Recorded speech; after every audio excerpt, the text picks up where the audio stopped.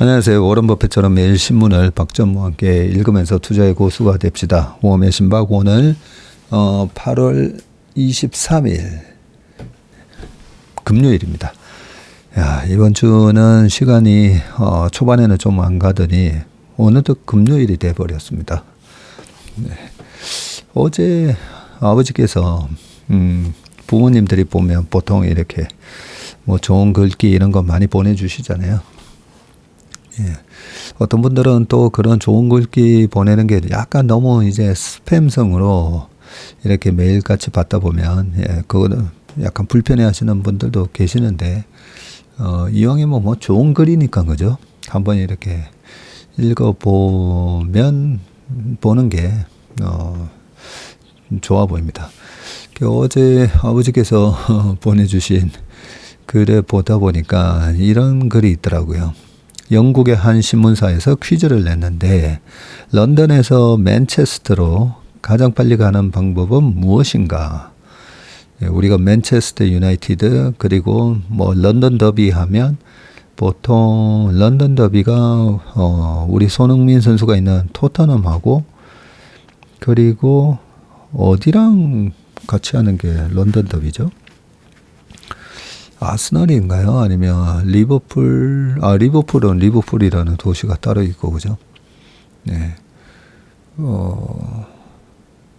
맨체스터라는 도시가 따로 있으니까. 런던 더비. 토트넘 말고 한 곳이 어딘지 잘 모르겠네. 잘 아시는 분은, 예, 또 적어주시고, 우리 또 축구 후배들이 이거 많이 보니까, 네, 아마 댓글에 남겨주실 것 같고, 아무튼, 런던에서 맨체스터로 가장 빨리 가는 방법은 무엇인가? 여기에 물리학자, 수학자, 설계사, 회사원, 학생들이 저마다 기발한 해답을 제시를 했는데, 하지만 수많은 경쟁자를 제치고 1등을 차지한 답안은 이랬다고 합니다. 네, 좋은 친구와 함께 가는 거. 네. 딱 이 답을 보는 순간 그전에는 뭐지? 어떻게 가는 게 가장 빨리 가는 거지? 저도 막 생각하다가 답이 뭔가 봤더니 좋은 친구와 함께 가는 거. 네. 이 불편한 분하고 그죠? 엘리베이터만 타도 그 엘리베이터에 한 15초 됩니까? 그 7층에서 1층까지 내려가는 그 순간도 엄청 길게 느껴지잖아요. 그런 거 보면 네, 참 좋은 친구와 함께 가는 것, 이 답안이 1등을 차지할 만한 답안이었던 것 같습니다. 그래서 웜의 신박 아침에 모닝 브리프 그리고 우리 체슬리 인턴 분들이 보시는 또 멤버십 이런 여러 가지 방송을 찍는데 최근에 제 주변에 경제 유튜브를 하는 분 중에 번아웃이 와가지고요. 안 나온다라는 분을 그저께 제가 들었었는데, 아이고, 그 진행하시는 분인데, 야, 진행자가 그 정도 번아웃이 올 정도인데, 그러면, 우리 최상무가 걱정이 되는 거예요. 매일같이, 새벽같이 와가지고 저렇게 하는데, 그래서 제가 최상무 보고도 어제 저녁 먹으면서 괜찮냐 하니까, 저는 괜찮습니다. 네, 하는데, 참 고맙죠. 네, 새벽같이 이렇게 와서 이렇게 체슬리 TV라는 걸 만들어서 웬만하면 그동안에 어떤 중심을 잡아주는 그런 경제 채널이 없다 보니까 또 미디어의 특성상 아무래도 조회수에 신경을 쓰게 되고 시청률에 신경을 쓰게 되고 그러면 시장 바닥 칠 때는 여기서 더 크게 빠질 수 있다. 예, 이런 사람이 나와야 사람들이 공포감에 여기서 더 빠진다고 하면서 볼 거 아니에요. 그리고 또 시장이 한창 좋을 때는 여기서 한참 더 간다. 왜냐하면 시장이 한창 좋을 때는 또 많은 사람들이 주식을 샀을 거 아니에요. 그래서 샀는데 빠진다 이런 얘기 찬물을 끼얹는 그런 사람을 초빙하기보다는 또 여기서 더 간다. 이런 얘기를 해야 사람들이 또 좋아할 거고 특정 종목이나 특정 섹터도 마찬가지죠. 많은 사람들이 몰려가서 포모에 몰려갔는데 거기에 대해서 나쁘게 얘기하면 안 되니까 또 보면 이 경제방송 보면 너나 할 것 없이 네, 이 섹터 좋습니다. 처음에 빠질 때도 뭐 괜찮습니다. 뭐 이런 얘기를 많이 하게 됩니다. 그렇게 하다 보면 아무래도 나중에 그런 방송의 컨텐츠 내용이 지나고 나면 그게 또 독이 돼서 돌아오고, 그죠? 그런 일들이 많다 보니까 저희 같이 이제 제도권에서 운용사들이 고객의 자금을 운용하면서 웬만하면 그래도 좀 냉정하게 시장을 보려고 하잖아요. 그런 부분을 특히나 저희는 어떤 뭐 가치주 스타일 특정 섹터를 좋아하는 그런 운용사가 아니고 전체적으로 반드시 수익을 내야 되는 절대 수익형 펀드 중심으로 하다 보니까 아무래도 조금은 유연하게 시장을 바라봅니다. 그러면서 저희 아침 모닝 미팅이라든지 또 이렇게 신문 읽으면서 또 시장에 관한 변화, 세상의 변화 이런 걸 얘기하면서 어느 정도 이제 중심을 잡아 드리려고 하는데 그게 힘들잖아요. 제가 어제 최상무 보고도 우리 어스 멤버들하고 또 같이 저녁을 먹었는데 그 PD랑 그 여러 관계자분들한테 정말 이 경제 유튜브가 힘든 거다. 왜냐하면 돈이 관련돼 있는 거잖아요. 그래서 제가 뭐 우리 백종원 선생님 음식 레시피 이런 거 소개하는 거면 아니면 야구, 축구 이런 유튜브도 많잖아요. 먹방 뭐 그런 거는 남한테 이렇게 크게 피해를 줄 수는 없잖아요. 그런데 경제 유튜브다 보니까 특히나 주식이다 보니까 그래서 그 모든 경제 유튜브를 보시는 시청자분들의 제1 니즈는 결국은 이 방송, 이 컨텐츠를 통해서 재테크에 도움을 얻고자 하는 그 니즈가 제일 크잖아요. 그 니즈에 맞게끔 저희 채슬리 같은 경우는 참 나름대로 뭐 100을 다 맞출 수는 없지만 그래도 열심히 분석한 내용을 말씀드리고 하지만 100 중에서 10개, 15개가 틀려도 비난을 받게 돼 있기 때문에 그래서 웬만한 사명감을 가지고 있지 않으면 참 하기 힘든 게 이 경제 유튜브다라는 얘기를 어제도 뭐 저녁 먹으면서 어떤 그런 사명감으로 갖고 하지 않으면 정말 번아웃이 오게 돼 있거든요. 뭐 이런저런 얘기를 했었는데 오늘 우리 채슬리 TV가 77,777 구독자 수가 됐다고. 네. 아까 10시쯤에 딱 이걸 캡처를 해서 가져왔길래 제 카톡 프로필 사진으로 저장을 했는데 77,777. 어떻게 보면 이것보다 훨씬 더 빨리 10만 돌파하고도 할 수 있지만 막 한 번도 제가 채슬리 구독과 좋아요 눌러주세요 이렇게 얘기를 안 하는 이유가 저는 지금과 같은 분위기가 유지됐으면 좋겠거든요. 어떻게 보면 3프로 TV도 제가 저녁 진행도 하고 항상 이제 3프로가 그래도 우리 업계에 이 고급적인 이 퀄리티의 그런 리포터를 작성한 애널리스트를 가장 먼저 이렇게 끄집어내서 팟빵을 통해서 많은 소개를 해줬었잖아요. 그런 역할을 해줬기 때문에 3프로에 대한 저도 애정이 많은데 그 3프로가 이렇게 조금 댓글이 되게 안 좋아졌잖아요. 댓글이 보면 되게 안 좋아진 이유가 결국은 정치 방송 때문에 그렇다고 생각합니다. 이 대선을 앞두고 대선 후보자들을 초대해서 얘기할 정도로 참 200만이 넘는 좋은 많은 구독자를 가진 채널이었는데 그때가 피크아웃이고 어떻게 보면 주식으로 따지면 그때 고점 치고 이렇게 떨어지는 그런 모양새인데 왜 그랬을까라고 보면 결국은 고품격 경제방송 근데 재밌고 유익했잖아요. 우리 정프로가 얼마나 또 위태 있게 하고 옆에서 김동원 프로님이 또 중심을 잡아주고 근데 이 정치 방송을 내보내고 나서 그 다음에 댓글이 굉장히 많이 지저분해진 걸 보면 저희만큼은 약간 제가 웬만하면 이제 정치도 모르고 저는 정치를 되게 모르겠습니다. 정치하시는 분들은 또 나름대로 뭔가 명분이 있고 하겠지만 이 경제 얘기를 하면서 이 건설적인 어떤 경제적 부를 위해서 가는 것에 비해서 너무 정치방송은 서로 이렇게 비난하고 헐뜯고 이게 많아가지고요. 그래서 웬만하면 저희는 이래 정치적으로도 보면 오염되지 않는 이런 블루벨트, 네, 저쪽에 청정해요.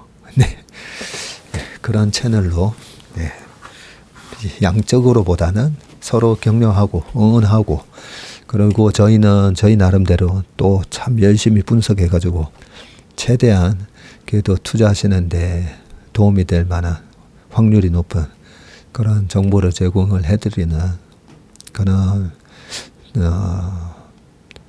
외로운 섬의 이 등대 같은 그런 채널이 되도록 계속 초심을 잃지 않고 하겠습니다.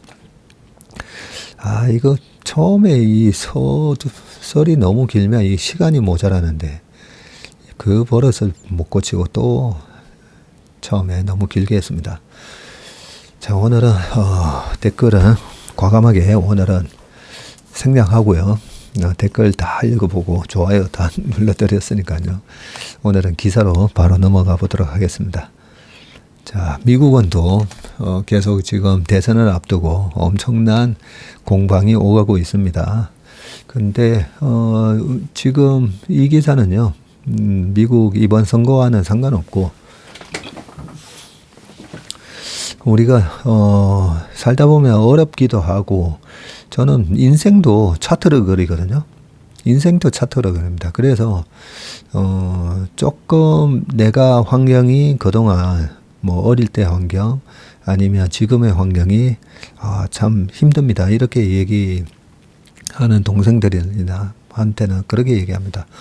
자, 차트로 보면 네, 하한가로 시작해가지고 상한가로 끝나면 마이너스 30에서 플러스 30으로 끝나는 엄청난 장대 양봉인 거잖아요. 네, 반대로 상한가로 시작했다가 결국은 하한가로 끝나면 최악의 경우인 거죠. 그리고 보합으로 시작했다가 중간에 하한가 갔다가 그러고 나서 밑꼬리 쭉 달고 해서 상한가로 끝나고. 자, 그러면 이런 케이스를 보면 저는 그렇다고 생각합니다. 금수저로 태어나서 결국은 나중에 경제적으로 뭐 흙수저가 됐다 이런 것보다 인생을 살아왔을 때 우리가 내 인생에 제가 뭐 일봉, 주봉, 월봉, 연봉, 분기봉 이래 한다 했잖아요. 우리 인생봉을 그려보면 우리 인생봉은 어쨌든 양봉 인생이 돼야 되잖아요. 그래서 완전히 바닥에서 흙수저로 네, 그렇게 해도 저희 아버지도 완전히 자수성가하셨는데 왜냐면 저희 할아버지가 개성에서 6.25 때 피난을 오셔가지고요.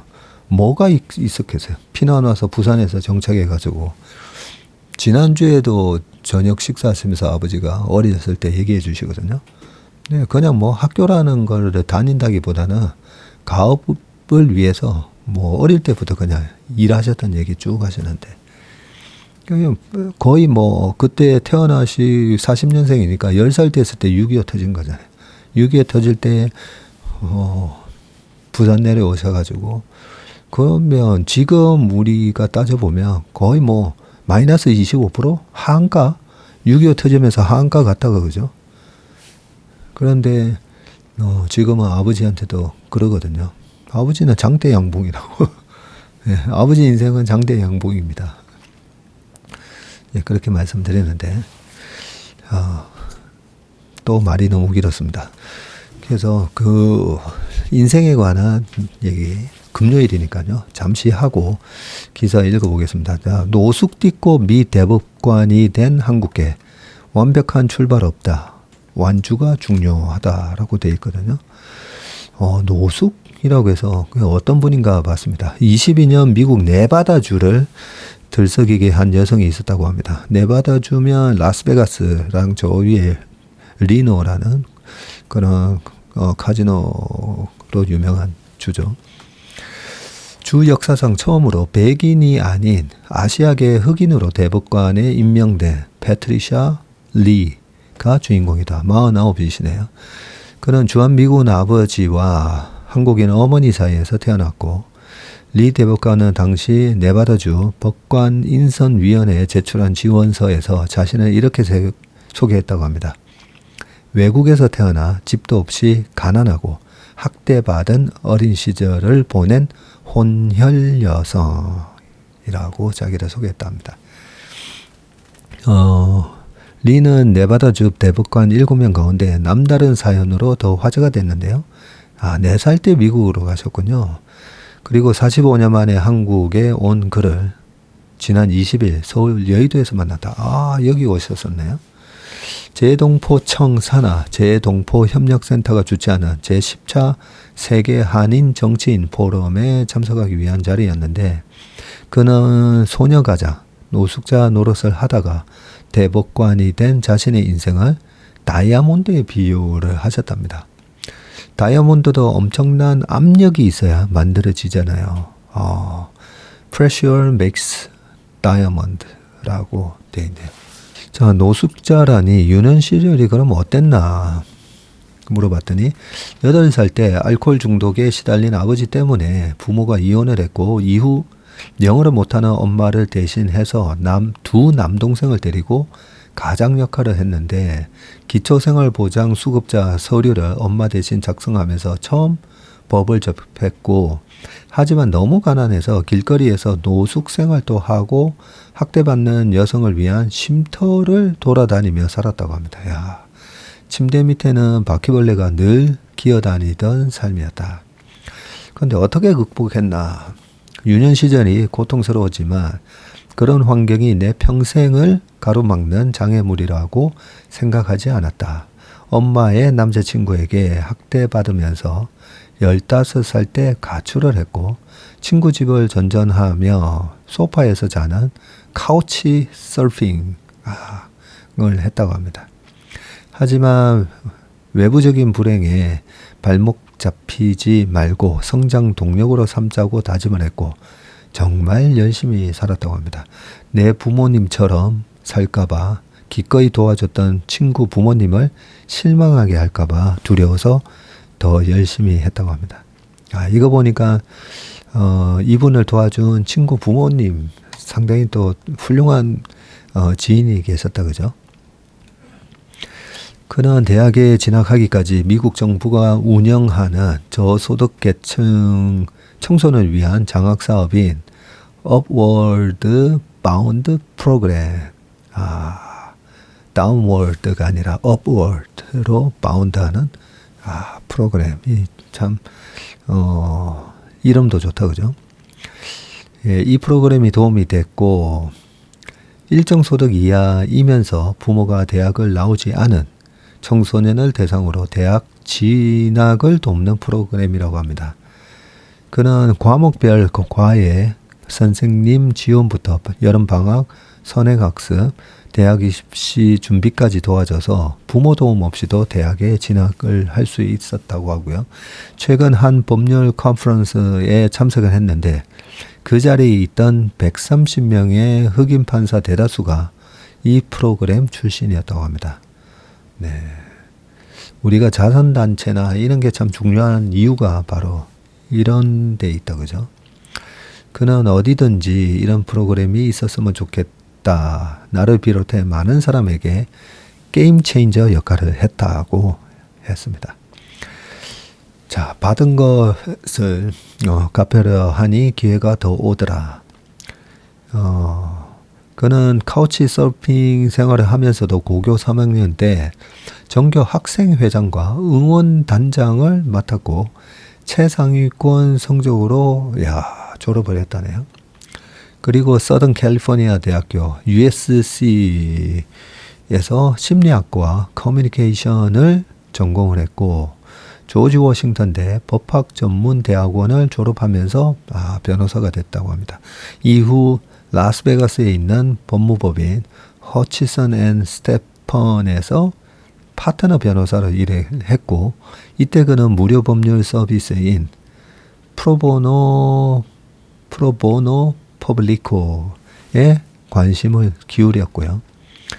가정폭력의 피해 아동, 파산 직전 저소득층, 그리고 대기업을 상대로 싸워야 하는 약자가 주요 고객이었는데 그는 내가 도움을 받은 만큼 돌려주는 것이 당연했고 내 아이들에게 엄마가 얼마짜리 사건을 수임했어 라고 말하기보다는 엄마가 네 또래 친구를 도와줬어 라고 이야기해 주고 싶었다라고 했습니다. 이 대법관은 이 공로로 2013년 미국 변호사협회가 주는 프로보노 무료 법률 지원 공로상의 첫 번째 수상자가 됐다고 합니다. 그는 삶이 어려운 한국 청년에게 이 말을 꼭 해주고 싶다고 했습니다. 대법관에 지원하면서 제 과거를 처음으로 공개한 이유는 나처럼 당신도 할 수 있다는 것을 말해주고 싶어서였습니다. 완벽하게 출발하지 못했어도 괜찮습니다. 중요한 것은 완주했는가입니다. 열심히 살다 보면 기회는 반드시 옵니다. 내 인생의 주도권을 갖고 불행 속으로 가라앉지 말고 긍정의 힘으로 나아가세요. 참 이 완주하는 게 참 중요한 것 같아요. 저도 마찬가지라고 했잖아요. 중간에 뭐 몇 번에 이 업 말고 다른 걸 한번 해볼까? 예, 그런 게 있었었는데 그냥 우직하게 낙천적으로 이 자리에서 있다 보니까 결국 지금까지 왔는데 참 이 끝까지 완주를 하는 게 참 생각보다는 쉽지 않고 그죠? 그래서 제가 주식 투자에 대한 행복한 투자의 여정 시작하신 우리 개인 투자가분들한테도 그런 말씀을 많이 하잖아요. 꾸준하게, 컨시스턴트하게, 네, 꾸준하게 하는 게 참 중요하다고요. 꾸준하게 하다 보면 그리고 제대로 된 방법으로 하다 보면 실력이 안 늘 수는 없습니다. 근데 보통 보면 이 공부를 해도 엉터리로 공부를 하면 안 되는데 그죠? 그래서 네, 패트리샤 리 대법관이셨네요. 근데 참 보면 표정이 너무 밝으시다 그죠? 아유, 좋은 기사 읽었습니다. 완벽한 출발은 없다. 네, 우리가 꼭 상한가로 시작할 필요는 없습니다. 네, 끝까지 가다 보면 올바른 방법으로 끝까지 꾸준히 거북이처럼 하다 보면 결국 양봉으로 우리 인생을 만들 수 있다라고 저는 믿고 있습니다. 자, 두 번째는 박한설의 숫자 읽기. TMF 다음은 건물주다. 야, 이 제목부터가 좀 약간 무시무시하다 그죠? TMF 얼마 전에 엄청난 사건을 일으킨 TMF하고 또 하나 뭐였죠? 티몬. 예. 자, 그 다음은 건물주라는데 한번 읽어보겠습니다. 최근 티몬과 밀메프가 조 단위의 정상금을 지급하지 못하는 일이 벌어져서 대금을 제때 정산받지 못하는 기업들의 연쇄도산이 발생할 수 있다는 우려가 나오고 무리하게 몸짓을 불리려던 플랫폼의 탐욕이 낳은 이례적 현상인지 구조적 문제점으로 인해 유사 사례가 반복될지는 정확히 알 수 없다. 그렇지만 현재의 미정산 논란과 별개로 이들 온라인 플랫폼의 성장과 함께 생겨난 폐허는 요즘의 스포트라이트 바깥에 있다. 바로 상업용 부동산이다 라고 합니다. 한국부동산원이 발표하는 상업용 부동산 임대 동향 조사를 살펴보면 흔히 자영업이라고 하면 떠올리는 소규모 상가의 공실률은 2017년 1분기만 하더라도 4% 수준에 불과했었는데요. 그런데 얼마 전에 24년 2분기에는 공실률이 8%로 7년 만에 2배가 뛰었고요. 코로나와 국제 분쟁도 영향은 줬겠지만 코로나 훨씬 이전부터 장기간 이어진 소규모 상가의 공실률 이 증가 추이는 사람들의 구매 패턴 변화로 인해 촉발되었다고 보는 게 맞다. 산업부에서 발표한 유통업체 매출 동향에 따르면 23년에 처음으로 온라인 유통 비중이 오프라인 유통을 넘었고요. 소매점에 들러서 물건을 사던 사람들이 이제는 온라인 쇼핑을 더 친숙하게 여기는 것이다. 결과적으로 오프라인에서 구매할 수밖에 없는 식음료나 감각적인 경험이 요청되는 특수한 매장 외에는 자영업 매장을 출점할 이유가 줄었다. 썰렁한 유리창에 임대 표시만 덜렁붙은 상가가 2배로 는 이유다. 네, 이게 가장 큰 이유죠. 이런 경향이 우리나라에서만 나타날 이유는 없지만 상대적으로 좁은 국토에 택배 물류망이 촘촘하게 갖춰진 덕분에 변화 강도가 세졌다. 당장 얼마 전 미국에서도 사무용 건물의 공실률이 집계 이래 최고치를 경신했는데 2000년대 초반에는 8% 수준이던 상위 50개 대도시 사무실의 공실률이 24년 2분기에는 20.1%까지 치솟았었다. 야, 공실률 20%입니다. 상위 50개 대도시의 사무실 공실률이. 1986년에 살인적인 고금리를 유지한 볼커 전 연준 의장 때 기록된 19.3%를 넘어선 수치다. 야, 1986년에도 19.3%였군요. 근데 82, 83, 84, 85, 86. 예, 미국의 S&P 500 주가는 5년 연속 올랐고요. 87년에도 오르고 88년에도 오릅니다. 8년 연속 주가는 올랐습니다. 무디스는 이런 현상의 원인으로 코로나 시기 시작된 재택근무가 대유행 종식 후에 보편적 문화로 자리 잡은 걸 꼽는데 소비에 이은 근무의 디지털화다. 상업용 건물의 수요를 지탱하는 두 축이 온라인으로 이주한다며 상업용 부동산 정책과 개발 방향은 과거와 달라질 수밖에 없는데 앞으로의 신규 공급이야 줄인다 해도 이미 공급된 곳들이 문제다. 상권 곳곳에 박힌 을씨년스러운 공실이 생존한 음식점의 매출마저 깎아먹는 상황은 해결되어야 할 텐데 빈 곳을 채울 해법이 현재는 마뜩잡다. 재개발도 방법이겠으나 상가 재활성화 방안이 없다면 어차피 새 상가도 공실로 남는다. 그런데 일상의 디지털화는 이제야 겨우 시작 단계다. 도시계획 수준의 대책을 미리 세워야만 한다. 예. 제가 가장 놀랐던 게 그 양재동 코스트코 있잖아요. 그 한때 전 세계에서 매출 1등을 했고 지금도 1등인지는 모르겠지만 그 코스트코를 가려면 주말에는 거의 그 건물을 한 2바퀴 정도 이렇게 줄을 서야 됩니다. 너무 줄을 많이 서서 들어가는데 한 2-30분 그리고 나중에 계산할 때도요. 카트 줄이 뭐 7개에서 10개 이상 이렇게 줄이 서 있다 보니까 야, 좋은 제품을 싸게 이렇게 사는 건 좋은데 허비하는 시간이 너무 많다는 생각 때문에 한 10년 전쯤 가다가 안 갔다가 얼마 전에 가족 저녁을 준비하기 위해서 오랜만에 한번 동생네랑 한번 갔었는데요. 근데 거기 바로 앞에 보면 이마트도 있었고 했던 무슨 큰 건물이 있는데 그 큰 건물에 7층에 있는 무슨 중식당을 가려고 갔었군요. 갔다가 깜짝 놀랐어요. 그 큰 건물이 텅텅 비인 거예요.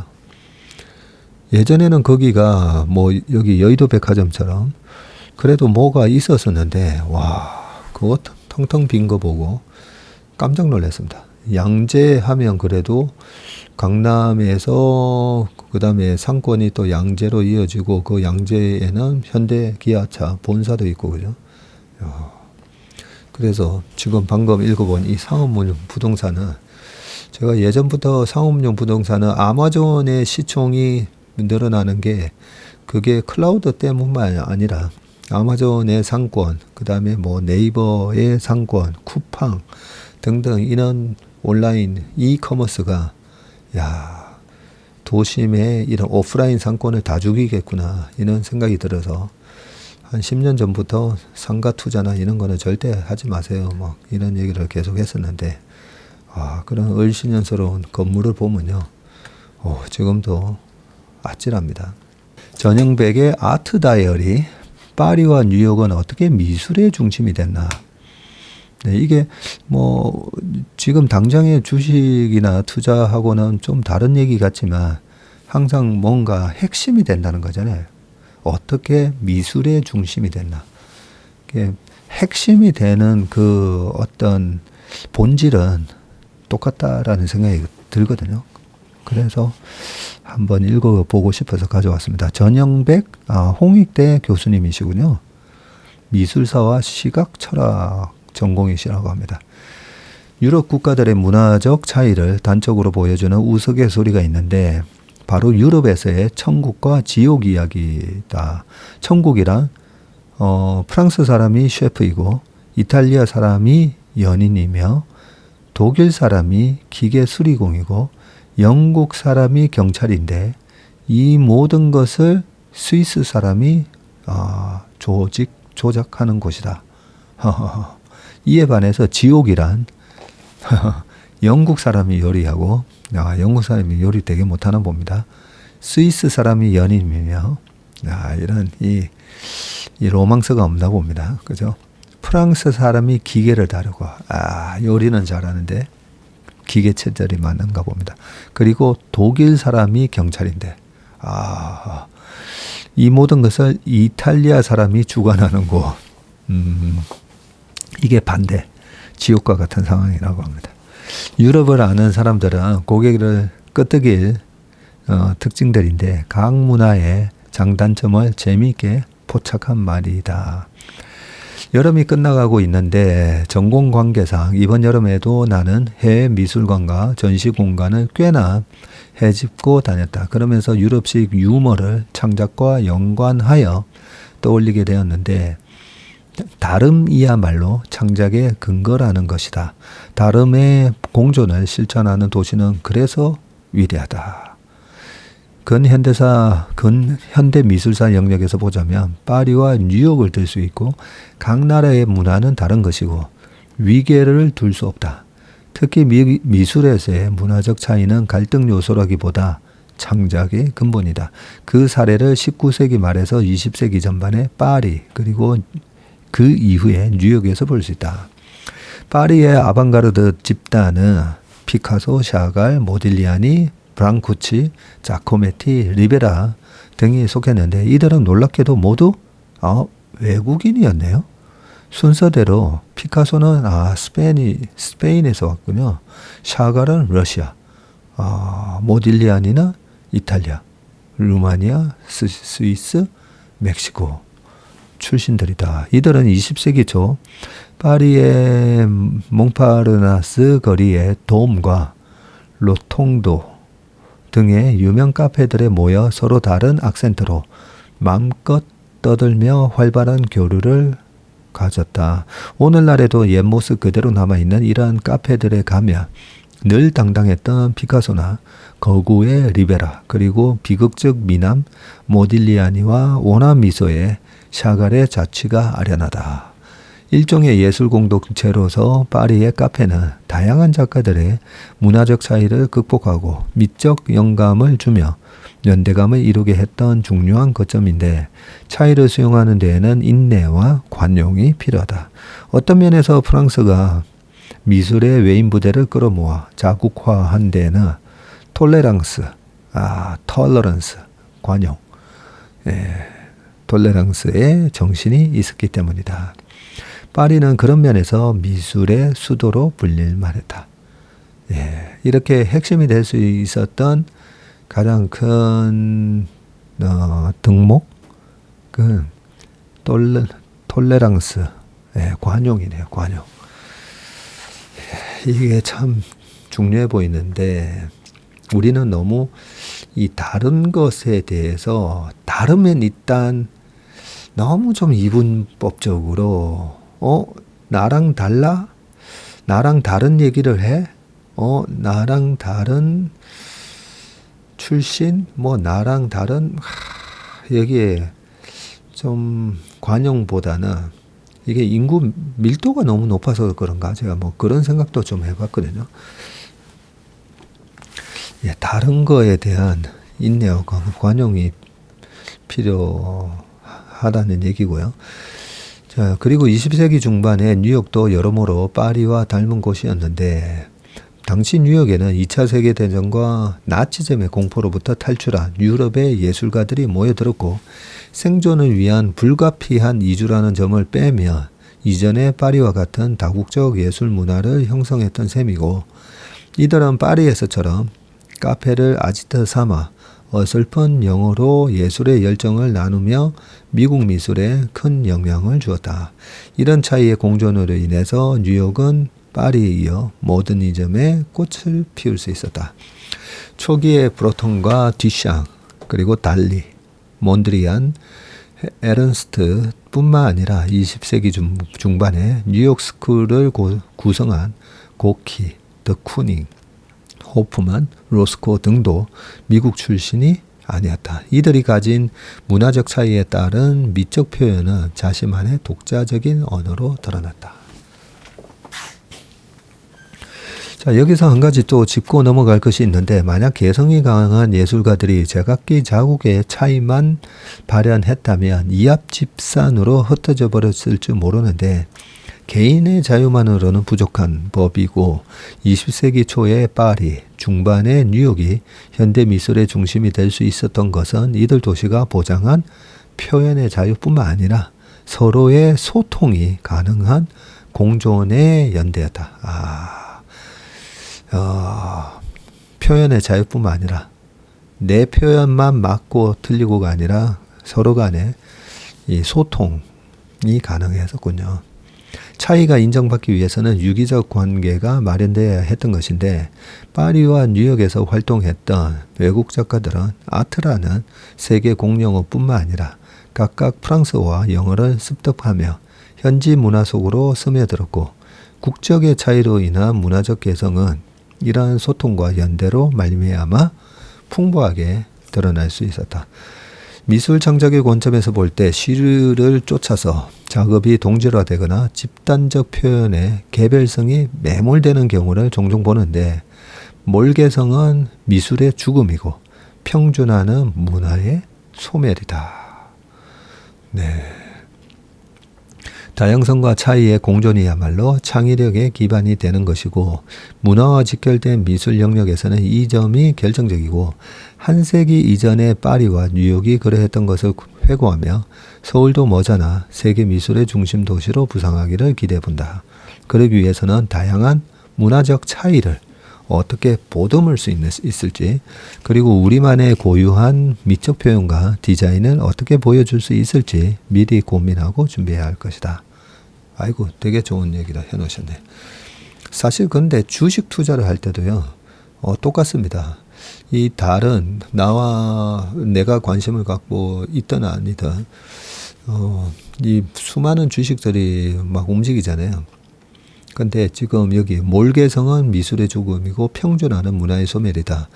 우리가 주식을 할 때 제가 명품 주식을 사셔야 됩니다 라고 하면서 명품의 그 기준, 그 핵심 자산의 기준이 제한적이고 희소성이 그래서 이 사용가치뿐만 아니라 희소해야 된다라는 말씀을 많이 드리는데 이 몰개성, 개성이 없다라는 말은 그냥 널리 퍼져 있다는 거잖아요. 평준화, 문화의 소멸이다. 평준화가 되면 어떻게 보면 주가 상승이 소멸된다. 이렇게 표현할 수가 있겠네요. 네. 아주 좋은 기사를 읽어본 것 같습니다. 우리 사회가 앞으로 지금 뭐 완전히 독일, 일본과 어깨를 나란히 하는 수준까지 올라왔는데 미국의 저 강점은 저도 미국에서 한 3년 반 이상 살다 보니까요. 이 다름에 대한 관용은 정말 중요한 것 같더라고요. 제가 미국에서 MBA 수업을 하다가 어떤 얘기가 나왔는데 인디아 아니라 에스키모인들이 아기가 태어나자마자 한 5분 동안 그 영하 40도가 넘는 이글루 바깥에다가 5분 동안 놔뒀다가 아기가 살면 키우고 죽으면 뭐 이런 그런 얘기도 듣고 뭐 이게 말이 되는 거냐 뭐 이런 논란이 많았을 때 그 한 미국인 친구가 아니 그 다른 나라의 다른 문화에 대해서 왜 그렇게 그게 옳다 아니다 그런 얘기를 하느냐 하면서 좀 의외였어요. 되게 고지식해 보이는 미국 백인 친구였는데 다른 문화에 대해서 왜 그 다른 문화에 대해서 뭐라고 그러냐라는 얘기를 하는 거 보고 네, 그게 지금의 미국을 있게 만든 게 아닌가 그런 생각을 합니다. 좀 우리도 다름에 대한 관용이 많이 필요해 보입니다. 자, 그 다음은 요즘 네이버 주가가 한 이틀 동안 오르긴 했는데 이게 금리 인하가 시작되면 제가 미국의 금리 인하가 시작되면 2019년도에도 보면 반도체가 상반기에 계속 주가가 올랐는데 네이버가 갑자기 위로 빵 튀거든요. 미국의 금리가 인하가 있으면서. 자, 네이버 뉴스 한번 보겠습니다. 네이버 하이퍼 클로바 X 이미지 음성 기능 탑재. 네이버가 자체 AI 모델 하이퍼 클로바 X를 이미지 음성 처리가 가능하도록 업데이트를 하는데 지난해 8월 하이퍼 클로바 X를 출시한 지 1년 만이다. 어쩐지 그 재작년에 오픈 그 AI에서 챗GPT 나오고 난 이후에 뭐 챗GPT는 벌써 버전 4, 5 뭐 이렇게 가는데 하이퍼 클로바가 업데이트된 뭔가 안 나오니까 야 여기서 완전히 뒤처지는 건가? 뭐 이런 우려감도 아마 최근에 주가 하락에 많은 영향을 줬을 겁니다. 그죠? 예, 지금 당장은 검색이랑 이쪽 분야에서 독보적인 1등이고 실적은 잘 나오지만 이 AI 검색 요쪽에 못 따라가면 결국은 미래에 다 뺏기는 거 아니냐 이런 우려감 그죠? 그래서 그동안에 하이퍼 클로바 저도 처음에 나왔을 때 좀 써보고 2월 달인가? 작년? 그것도 벌써 작년이네요. 써보고 나서 거의 6개월 동안 써본 적이 없는데 새로운 버전이 나왔군요. 클로바 X는 그동안 텍스트 기반 질의응답 기능을 제공해 왔는데 여기에 이미지 이해와 개선된 음성 인식이 가능한 하이퍼 클로바 X 비전 기능을 탑재한다고 그러고요. 기존에는 읽고 쓰기에만 능했다면 이제는 더 자연스럽게 보고 듣고 말할 수 있게 됐다고 합니다. 사진 속 현상을 묘사하거나 상황을 추론할 수도 있고요. 이미지나 그림 형식으로 되어 있는 표, 그래프 등을 분석하고 수학 문제를 풀 수 있다고 합니다.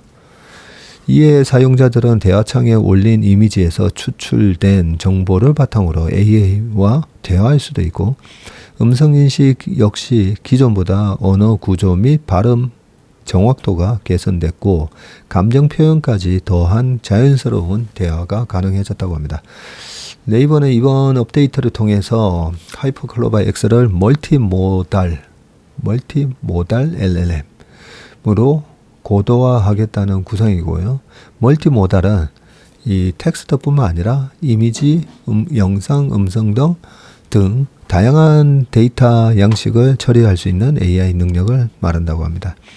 네이버는 그간 논리적 글쓰기, 코드 작성, 번역 등의 작업에 주로 쓰였던 클로바 X가 이미지 이해 능력을 기반으로 활용 범위를 넓혀갈 수 있을 것으로 기대하고 있고 네이버 측은 대한민국 초중고 검정고시 총 1480개 문항을 AI 모델의 이미지 형태로 입력을 하고 그걸 그냥 사진으로 이미지 형태로 입력하고 문제를 풀게 한 결과 클로바X가 약 84%의 정답률을 기록해서 오픈AI GPT-4o의 78%보다 높은 정답률을 보였다고 합니다.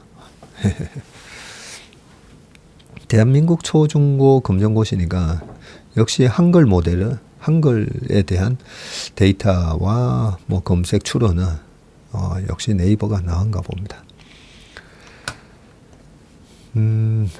그 다음 기사는요. 국민연금 6개월 새 20조 벌었다. 미국 주식 뭐 샀나 봤더니 국민연금이 뭐 샀나 보겠습니다. 미국 주식에 직접 투자해서 6개월 새 20조 원 넘게 벌었다는데 지난해 AI 열풍으로 주가가 올랐던 미국 7대 종목들에 대거 투자한 결과라고 합니다. 대표 기술주를 일컫는 M7 종목의 주가는 연초부터 AI 관련주들 버블 논란에 폭락을 겪었지만 연준의 9월 금리 인하가 유력해지면서 주가가 다시 반등을 했죠. 국민연금이 미국 SEC에 제출한 13F 1억 달러 이상 기관 투자자 보유 지분 공시 문서에 따르면 국민연금이 미국 주식에 직접 투자한 포트폴리오의 자산 가치가 올해 상반기에 약 20조 원 증가를 했는데 이 20조 원 증가가 전체 가치에서 밑에 나오네요. 국민연금이 올해 2분기 말 미국 주식 직접 투자 자산 가치는 870억 3,400만 달러, 한 116조 된다고 합니다. 116조에서 20조 벌었으면 딱 S&P 500 상승률 한 18% 하고 거의 비슷하네요. 네. S&P 500 작년 4분기 말 718억과 비교하면 21% 증가했고요. 금액 기준으로는 20조가 늘었습니다. 국민연금은 앞서 작년 4분기 말 미국 주식 직접 투자 자산 가치가 직전 분기인 작년 3분기 대비해서 14.9% 늘었는데 올 들어 이처럼 더 증가했다고 하고요. 국민연금이 보유하고 있는 M7 종목이 AI 열풍으로 주가가 오른 영향으로 분석이 되는데 M7은 애플, 마이크로소프트, 알파벳, 아마존, 엔비디아, 테슬라, 메타 플랫폼이죠. 네. IT 분야를 선도하는 이들 7개 빅테크 기업 주가는 작년 한 해 75% 오르며 미국 증시를 주도했다. 이들 종목은 올해 1분기 말 기준으로도 25% 오르며 고공행진했다. 그러니까 뭐 기사 내용으로 보면 와 국민연금이 어떻게 M7 종목을 저렇게 투자 잘했지 이렇게 보일 수가 있는데 실제 S&P 500의 지수 상승률하고 거의 똑같은 거 보니까 그냥 뭐 인덱스로 가져가 있고 그 인덱스 내에 있는 M7 종목이 S&P 500도 마찬가지잖아요. M7이 많이 올라서 주가가 오른 거잖아요. 그래서 거의 인덱스 플레이를 했다. 이렇게 봐지네요. 네, 뭘 많이 샀나 이렇게 돼 있는데 그 밑에 뭐 지분율 비중 나오고요. 애플, 마이크로소프트, 엔비디아가 한 5.9, 5.8 뭐 이렇게 돼 있다 그러고요. 인베스코 ETF도 4.5 그리고 아마존 3.24 뭐 이렇게 돼 있다고 쭉 돼 있습니다. 또 매도 상위 종목도 있네요. 네, 매도 상위 종목에는 인베스코 MSCI 미국 ETF, 파이어니어 내추럴 리소시스, 플러트 엔터테인먼트, 아치 캐피탈 그룹, 마라톤 페트롤리엄 이 매도 상위 종목에 올라 있다고 합니다. 그 다음 기사는 마지막 기사입니다. 49분. 반도체 고점 우려는 시기상조, 바이앤홀드가 필요하다. 네, 반도체 고점에 관한 외사 리포트도 최근에 나오긴 했는데 KB증권은 반도체 업황에 대한 우려가 확대되고 있지만 사이클이 고점에 이르렀다는 징후는 없다고 판단되고 바이앤홀드 전략이 유력하다했는데요. KB의 김동원 연구원이 최근 1개월간 전자 하이닉스는 경기 둔화에 따른 반도체 사이클 고점 우려로 5.7, 6.8 하락했는데 과거 반도체 사이클 고점은 메모리 업체들의 재고가 10에서 12주 수준으로 크게 증가했고 대규모 설비 투자 집행에 따른 점유율 확대 경쟁이 점화됐으며 메모리 반도체 영업이익률 정점에 따른 마진 압박 등에서부터 시작됐다라고 했고요. 그러나 반도체 사이클의 고점 우려는 시기상조라고 하는데 24년 3분기 현재 메모리 반도체 업체들의 재고 수중하고 설비 투자 증가율, 영업이익률 등이 과거와 비교할 때 절반 수준에 불과해서 반도체 사이클의 고점 징후를 찾기 어려운 것으로 판단된다면서 우려는 시기상조에 그칠 전망이다. 그리고 반도체 고점 우려는 스마트폰, PC 등 기업대 소비자 이 B2C 제품 출하 감소에 따른 우려가 반영된 결과인데 24년부터 메모리 반도체 산업은 과거 소품종 대량 생산에서 이 HBM이라든지 eSSD, 기업용 SSD죠. 이런 고객 요구에 따라 제품 종류가 다양해진 다품종 소량의 맞춤형 생산으로 진화되고 있어서 과거와 달리 설비 투자 증가가 공급 과잉으로 직결될 가능성은 제한적일 거다라고 했고요. 메모리 반도체 업체들의 재고는 5에서 지금 6주로 과거 고점 사이클 재고 12에서 14주 대비 40%밖에 안 되는 수준이고요. 메모리 업체들의 설비 투자 증가가 범용 제품이 아닌 지금 맞춤형 반도체인 이 HBM과 그리고 선단 공정에 집중을 하고 있기 때문에 3에서 6개월 단위의 장비 발주를 통한 적기 투자가 이루어지고 있으며 D램, 낸드 수익성이 2017에서 18년 고점 사이클 마진 대비 지금 절반 수준에 불과하다고 합니다.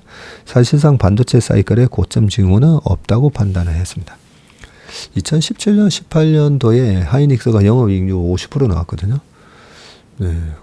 그런 거에 반하면 지금 이 낸드랑 D램이 그때 대비해서 절반밖에 안 되는데도 지금 하이닉스 실적이 엄청나게 좋게 나오고 있습니다. 2018년 이번에 뚫게 되죠. 그리고 한편 내년에도 큰 폭의 증가세가 전망되는 빅테크 업체들의 AI 데이터 센터 집중 투자는 HBM을 비롯해서 DDR5X와 같은 모바일 D램 수요를 견인할 가능성도 높아서 적어도 내년까지 반도체 공급 과잉 가능성은 제한적일 것으로 예상되고 반도체 주가는 경기 사이클의 소비 심리 지수와 유사하게 모두 제조사나 고객사가 현재 상황을 과신하고 전망을 낙관을 할 때 고점이 형성이 됐고 지금처럼 우려 부각에 따른 심리 바닥에서는 오히려 반등이 시작된 만큼 전자와 하이닉스에 대해서 바이앤홀드 전략이 필요한 시점이라고 얘기를 했습니다. 밑에 보니까 전자 PBR이 25년 기준으로는 지금 1.2배. 그러고 보니까 이 PBR 차트 보니까요. 과거에는 그래도 1.7배를 다 넘고 나서 고점이었는데 이번에는 1.4배에서 지금 1.2배 이러고 있습니다. 하이닉스는 PBR 이번에 과거 14년도 상단이었던 2.0배를 딱 찍고 지금은 떨어져서 내년에 워낙 올해 이익 많이 나고 내년에 이익 나면서 자기 자본이 올라오다 보니까 PBR이 내년에는 지금 주가로는 1.4배까지 떨어지는군요. 네. 좋은 기사를 읽었습니다. 네, 한 주 동안 너무나 수고 많으셨고요. 이번 주말도 좀 리프레시 하시면서 확실히 처서가 되니까 산뜻한 가을바람, 네, 가을바람 같은 어제 그런 말씀을 해주셨는데 어제는 저도 밤에 이 쇼생크에 탈출해서 이 피가로의 결혼에 나오는 그 감옥원에서 그 주인공이 이 피가로의 결혼 모차르트의 피가로의 결혼에 나오는 그 노래를 이렇게 털어주지 않습니까? 그러면서 그 안에 있는 죄수들이 운동장에서 이게 뭐지 하면서 그 노래가 흘러나올 때 그 어떤 평안함, 네, 그런 걸 누리시는 그런 주말이 되시길 바라겠습니다. 오늘 웜의 신박은 여기까지 하겠습니다. 고맙습니다.